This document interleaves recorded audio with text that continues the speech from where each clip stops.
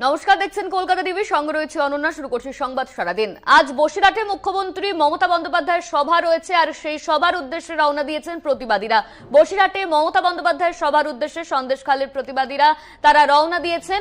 আরো একবার আপনাদের জানিয়ে রাখি, মমতার সভায় রওনা সন্দেশখালীর প্রতিবাদীদের। মুখ্যমন্ত্রী মমতা বন্দ্যোপাধ্যায়ের আজ বসিরহাটে সভা, আর সেই বসিরহাটের উদ্দেশ্যে রওনা দিয়েছেন প্রতিবাদীরা।